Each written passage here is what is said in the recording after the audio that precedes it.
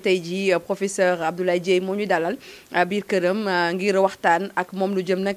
ci wàllum suuf professeur maa ngi lay nuyu bu baax a baax. maa ngi lay sant di leen sant si déplacement bi pour ñu waxtaan mbir boo xam ni ñëpp xam ni problème la au Sénégal. mais est-ce que xam nga ba ñu lancé ne yow la ñuy invité ci émission sama kër ñëpp ci bëgg a bàyyi xel parce que ñëpp xam nañ ne bokk nga ci Sénégal ñi nga xamante ni seen xel dafa màcc lool macha allah ci wàllum droit ci wàllum suuf. bon loolu plaisir rek laa si am mais xam nga nit ñi apprécier moo gën yow nga waxal sa bopp quoi c'est pas simplement parce que mbir suuf dafa mos nekk sama préoccupation. ma si liggéey moom lay jàngalee def si thèse de doctorat yooyu moo tax peut-être quoi loolu. moo tax émission bi ñu koy xaar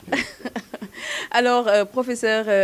coow li bari na woon na loolu ci fan yi comme ni ñu koy gisee sax ci écran bi ci rentrée cours et tribunaux président de la République wax na bu baax a baax lu jëm ci wàllum réforme ci wàllum suuf am na lu mu ca jot a wax danañ ca ñëw kon ci kanam mais ci tënk peut-être est-ce que mën nga ñu wax lan mooy liggéeyu commission bi ñu dénkoon wàllum réforme suuf si. waaw commission bi duñ ko créer parce que duñu gis ni suuf dafa am problème Sénégal je crois que kuy yeewu Sénégal xam nga ni dafa am problème suuf doo dégg wala nga lire journal doo gis litige foncier conflit foncier parfois mu nekk yu très profond ba mën am sax ay drame donc il y a un problème foncier et ça ne date pas d'aujourd'hui loolu moo tax président bi mu ñëwee loolu dafa nekkoon préoccupation dafa jëkk créer commission nationale de réforme foncière dénk que maître Doudou Ndoye Dundooy def na li mu mën après ñoom jubóowuñu bàyyi ko jox ko Moustapha Souran yàlla na ko yàlla yërëm yàlla na ko yàlla yërëm yàlla xare àjjana mu liggéey si liggéey bu am solo boo xam ni mu mujjee ñu bari duñ si découragé parce que ñëpp yaakaaroon nañ ne pour la première fois daañu régler maintenant définitivement problème suuf pourquoi parce que président Abdou Diouf jéem na réglé wu ko président Ablaye Wade jéem na réglé wu ko bi Moustapha Souran ñëwee dafa laajte mais pourquoi ngeen yaakaar ni depuis lors kenn mënul régler problème suuf mais ñu wax que ni que parce que man maa ngi woon bokkoon naa ci commission Doudou Ndoye ñu ni que xëy na ñàkkul ni réforme foncière dafa nekk suuf dafa nekk loo xam ne dafa takk ci nit ñi moo tax pour mu am réforme buy marché il faut mu jóge ci xalaatu nit ñi il faut ngeen jéem a laaj nit ñi mais pourquoi mu am problème suuf sooy def réforme nga def réforme boo xam ni ñoom daañ ko mën mu am appropriation te loolu moo tax Moustapha Souran liggéeyam bi am solo parce que dafa ni comme que loolu la il faut ñu dellu ci Sénégalais yi et ça vraiment c'est très important. dellu Sénégalais yi la ñu moom. laaj leen ba pare ñu xool fu ñu mën jëm comme ça du am problème parce que xam nga def réforme ci kaw mu wàcc ci suuf yomb na constitution da ngay bind sa kaw awee suuf décret yooyu yëpp. mais même yenn domaine sax mais mbir suuf dafa nekk si dafa sax ci xol il vaut mieux soo bëggee def réforme boo xam day dem nga fexe ba kenn du ni man da yëgu moon duñ mooy participation communautaire bi ñuy wax c'est important loolu mooy ñaari approche yi Moustapha Souran tegoon mu ne la muy l'approche inclusive ak participative donc mu ne lii daal nañ fexe ba sénégalais yi kenn du ni yëgu moon man lii mën a sama xalaat kenn mu ne ni da nga def réforme boo xam ne day am unanimité loolu mënul am mais au moins un large consensus moo boobu daf ko téye woon large consensus ñu ne nan la ñuy amee large consensus ñu ne su doon suñu sago du ñu dem dëkk yëpp mais c'est pas possible ñu ne au moins nañ def 14 régions yëpp def sa ay CRD man nit ñi xam ni lancé nañ réforme bi nañu dem si département yi 45 départements yëpp dem nañu fa 45 départements bu nekk def nañ fa ñaari atelier mu nekk 2 ateliers départementaux bu njëkk bi duy ni bon autorités yi yeeg ñoom ñëpp mën nañ si bokk mais beneen bi duy ni benn autorité si bokk parce que du ñu bëgg déglu nit ñi askan wi lu ñu xalaat comme ça amul ragal amul tiit amul dara ñoom ñooy wax li ñu xalaat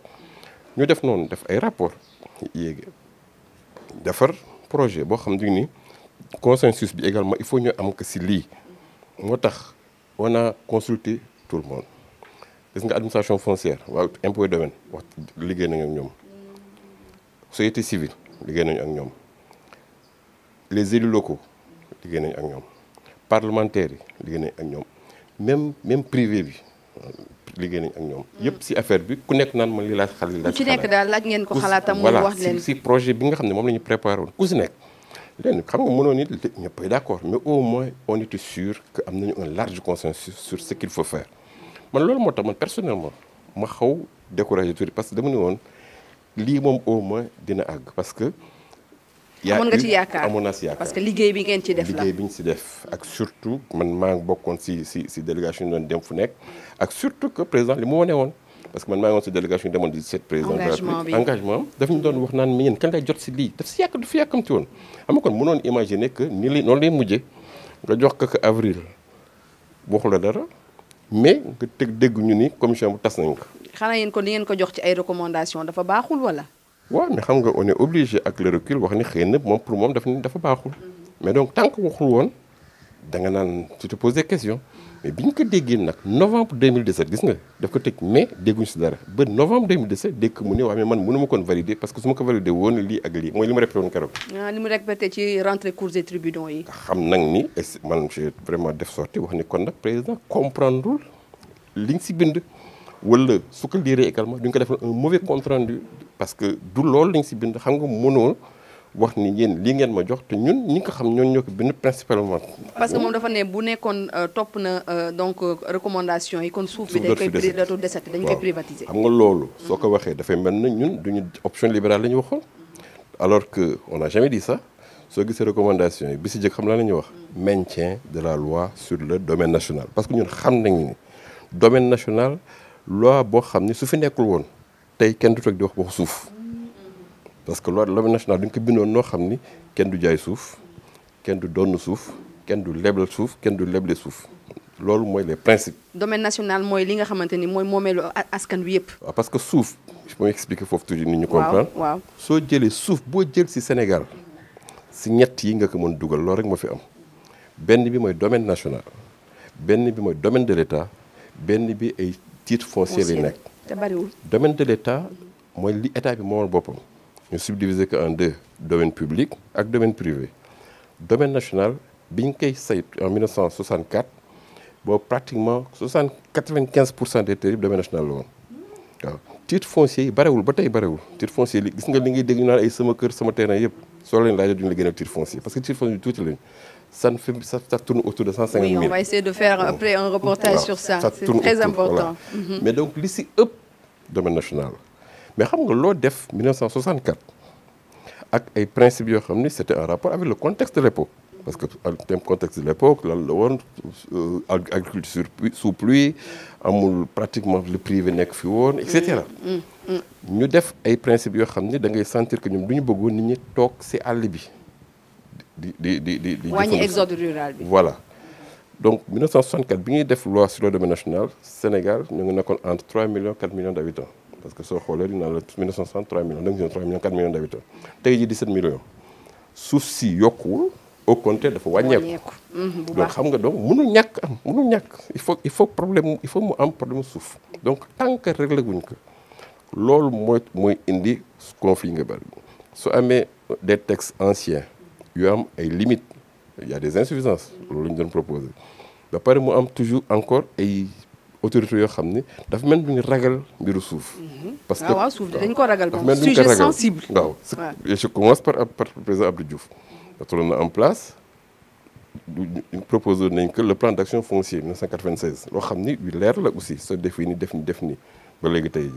le président Abdoulaye Wade moom itam demoon na ba ñu defal ko loi d'orientation agro-sylvo-pastorale 2004. moom tam nii c'est président Macky Sall bi mu ñëwee ñëpp ni non non kii moom vraiment. ñu ko réformer voilà mu waaf. voilà ñu nekk rek mu waaf donc mais li mu waaf rek du problème mais li mu waaf ba pare di wax ni lii moo tax ma waaf loolu mooy problème quoi loolu moo tax vraiment ñu si liggéey yoo jaaxle soo ko déggee novembre 2017 mu wax loolu nga ni xam naa bon peut-être comprendre woon nga dégg que keroog mu waxaat ko donc ça veut dire que moom loolu la jàpp ne alors que ne ko du loolu yéen ngeen bind. loolu encore une fois daf si nekkul. c'est pas ce qui a été proposé au contraire parce que ñetti document lañ ko jox benn bi diagnostic le document diagnostic bu xaw bare kii ay page mooy wane mbiru suuf ni mu mele dans le monde rural dans le monde urbain yëpp wane suuf yëpp wane les externalités yi nga xam ne mooy tax léegi moo am ay problème yooyu yëpp deuxième bi muy le document de politique foncière orientation la du woon ay réforme duy ni suñu d'accord soo d'accord si liñ si bind fii la ñu jëm orientation loolu mooy document de politique foncière mosul am Sénégal ñu def ko pour la première fois da nga koy jox mu lire su si d'accord rek mu leen aywa ñu réformer nag maintenant texte yëpp troisième bi ay recommandation yi ñu bari gisuñu ko sax parce que duñu ne woon résumé texte yi la dañoo jël day jafe parfois autorité di lire yenn documents yu volumineux yi. ngeen résumé ko. ñu résumé ko jël ko jox benn point lii def quelques 3 lignes de commentaires mu nekk 19 recommandations mais bu njëkk bi xam nga lan la. maintien de la loi sur le domaine national. xam nga loolu sore na ak option libérale parce que option libérale mooy domaine national dootu amati. nañ bàyyi suuf si ku mu jëndee et cetera mais surtout ce qui pose problème si li muy wax mooy dafa naan dëgg keroog mu ni mais su ma fekkoon validé naa mbir bi les collectivités locales là jaay nañ suuf si yëpp quoi. waaw mais dafa mel ne collectivité locale tey jii amuñu sañ-sañ si suuf si or domaine national 4 la 4 domaine zone des terroirs zone urbaine et cetera mais zone des terroirs mais collectivité locale ñoo koy gérer depuis 1964 donc tey jii ñan ñooy joxe suuf ñoom maire yi donc li mu wax ne day mel na lu ñu doon proposé la. alors que loolu am la. mais loolu moo am tey jii ñoom ñooy loolu moo tax ngay dégg d'ailleurs problème bi ay maire bi jaay na suuf si jaayul suuf si et cetera loo xam ne ay violation de la loi la parce que wax naa la ni la le premier principe bi nga xam ne moo nekk si domaine national xam mooy lan. mooy kenn waru ko jaay. kenn waru ko jaay. suufu domaine national kenn du ko jaay. principe d'inaliénabilité kenn du ko leble kenn du ko able kenn du ko tayle loolu mooy domaine national. amul ay dama ko loué amul c'est interdit amul si xam naa ne la wax suuf saa ngi nii utiliser ko mais moomuloo ko xam nga moom dafa am signification li nga moom mooy li nga xam ne am nga sañ sa utiliser ko loué ko su ne sa nga yàq ñu jox ci domaine national bi ñoom jàppee nañu ko noonu. mais ñoom moomeel lañu ko jàppee de. mais loolu mooy problème te loolu moo tax may saluer initiative yu mel nii. parce que xam nga da nga wax au début ni ma dama bëgg ngeen wax lu simple rek comme ça nañu comprendre moo tax ma nga simplal ko ma nga simplifier noonu doomu suuf domaine national kenn du ko jaay soo gisee conflit yu bëri xam nga keroog juge bi mi ngay wax naan le nombre de conflits presque 2700 et quelques ci 5 ans ah loolu maison de justice yi règle ça n'a rien à voir ak yi nekk si juri ah oui ça n'a strictement rien à voir ak yi nekk si juridiction yi soo demee tribunaux régionaux yi les tribunaux de grande instance là wala nga dem cour suprême la fa nekk ci conflit foncier bul xam nga lu tax parce que nit ñi peut-être comprendre duñu wala duñu bëgg lu yomb xam nga suuf domaine national suñu la waxee kenn du ko jaay mais mooy kenn du ko jaay. kenn du ko jaay wallaay loolu du ay chinois moom kenn du ko jaay. nit day ñëw ni la man dama am fii suuf boo xam ne soo bëggee ma jaay la ko xam nga ni comme que parfois nit ñi ñu bëgg lu yomb ñaata nga ne ma 600000. te da ngay gis sax DN domaine national. ci kii bi TNI domaine titre non immatriculé. mais comme que ni ngi bëgg parfois lu yomb nga ni nga jox ma signé benn témoin signé acte de cession ku ko def xamal ni amoo dara amoo kayit parce que mbiru suuf transaction yi nekk ci suuf il faut notaire fekkee ko donc su ma la waxee ñett yooyu domaine national ni la kenn du ko jaay xam nga génn domaine de l'État domaine public aussi kenn du ko jaay mooy li nekk ay littoral tout ça et cetera suñ ko déclassé wul dina leen domaine privé li nga xam état bi moo xamoon boppam xam nga lan la ko wax état bi si boppam bala nga koy jaay il faut nga am autorisation législative mooy bail bi mooy yenn saa yi ñuy def bail n'est-ce pas oui ok mooy xam nga état bi moom suufam domaine privé de l'état dafa mel na yow nga am suuf état moo xam moom titre foncier état bi la ñu wax yi ñu war def yëpp mën nañ si def lan mën nañ si def ay permis mën nañ si def bail ordinaire emphytéotique concession de droit de superficie ak jaay su ko neexee jaay ko mais pour mu jaay ko xam la lañu wax il faut autorisation législative xam loolu moo lay wan jaay suuf yomb mais Sénégal soo déggee ni ñuy jaayee suuf da nga naan yomb na de jaayum suuf bi parce que encore une fois on ne respecte pas du tout la loi mais est-ce que ci biir réforme bi wax ngeen tamit ñu yeesal loi bi ci wàllu woowu mais loolu la ñu wax diñu ne quand ñu leen maintien de la loi sur le domaine national mais nag gis nañ ni quand même li nga xam ne mooy insuffisance loi bi nañu yëkkati lépp luy insuffisance loi yi anachronisme yi obsolescence yooyu yëpp dindi leen pour que ñu mën ko appliquer loolu lañ proposé donc xam nga proposé loolu dem jox ko mbir bi maa ngi woon ci délégation ba bi ñu génn ñu ngi naan wax ñun léegi kan nañu commencé liggéey pour xam parce que pour ñun day dem rek mu validé ko c'est ça déggoo que 1 mois après nga dégg ñu la seen commission bi tas nañ ko xam nga même loolu c'est un problème keroog soo ko déggee keroog on a dissous la commission en mai 2017 keroog yaa ngi ko dégg mu wax waa commission mais lan ngeen di sentir bu leen ñu topp leen noonu rek xaw a kii tuuti seen liggéey. waaw mais non mais parce que yow da ngay xam ne li nga waroon def nga ko nous on a fait un travail boo xam ne suul ko du yomb tey jii même suñu ne woon nañu créer beneen commission je suis persuadé que base bi lu ñu def la xam nga loolu c'est un voilà c'est-à-dire kenn mënu ko suul que ni non lii baaxul c'est non c'est pas possible parce que encore une fois le diagnostic bi ñu def même ku ñëwoon da ngay commencé war da nga def yeneen proposition da nga mën nga dem ci diagnostic actualisé rek quoi. donc lan la def découragement quelque part découragement ak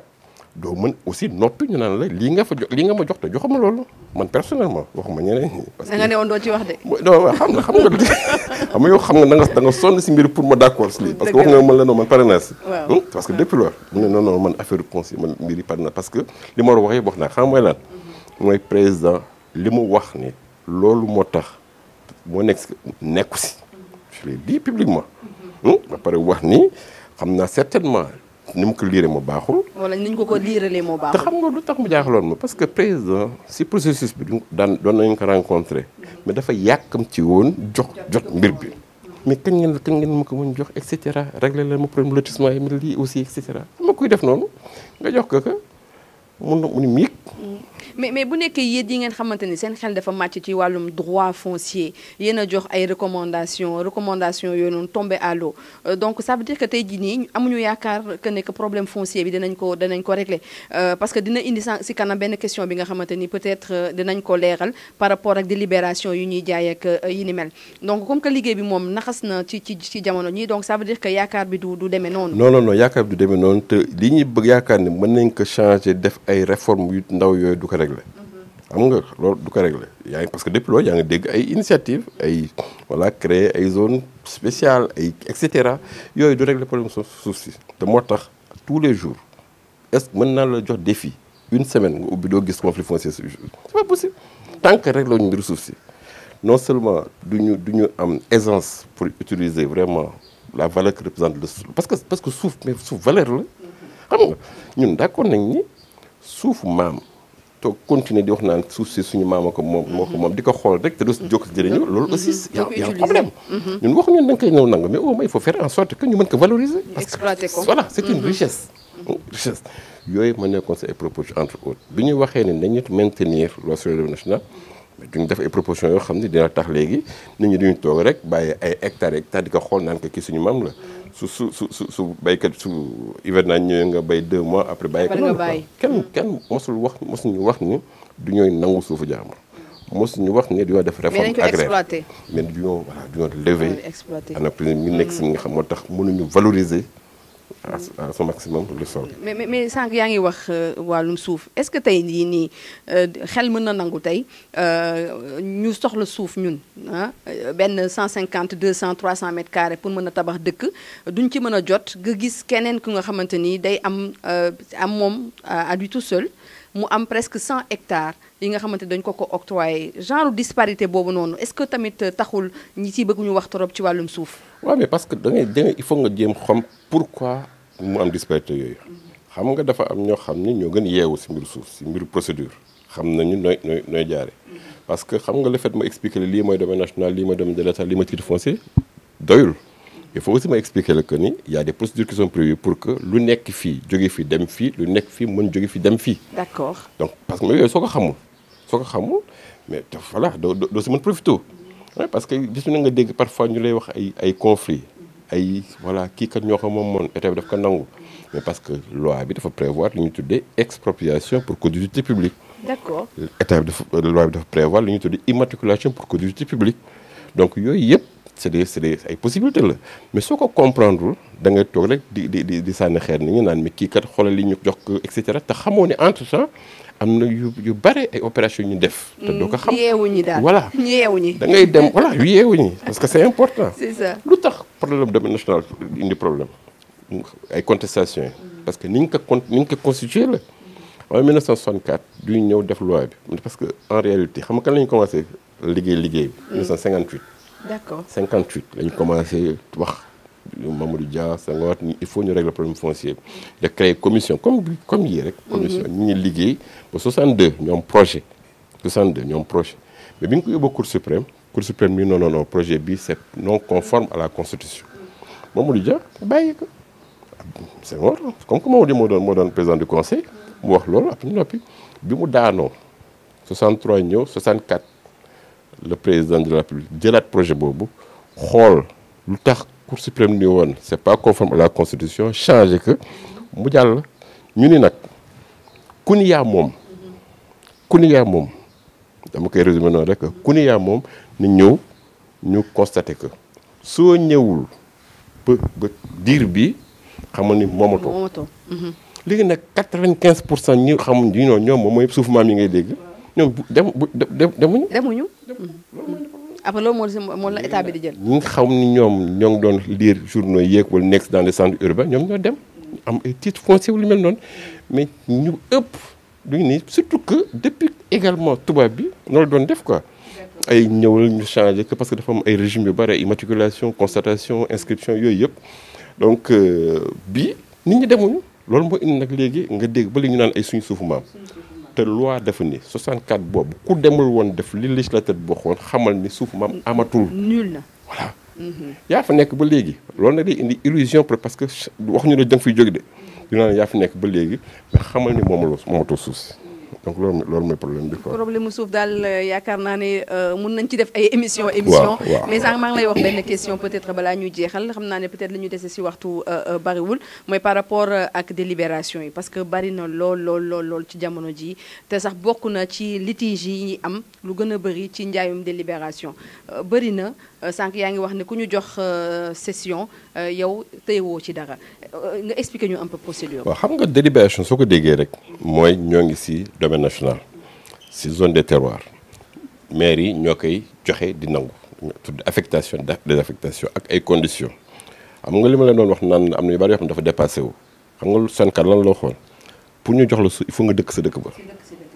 xam nga loolu quand même. waaw man mi bëgg a dem Bambilor kay xanaa mën naa am ci suuf sax. mooy dëkkoo Bambilor. parcelle bi amatul suuf. waaw ma ngi donc alors que te gis nga loolu ma la wax noonu. ba léegi loolu mooy condition bi. xam nga loolu vraiment il faut ñu xam ne léegi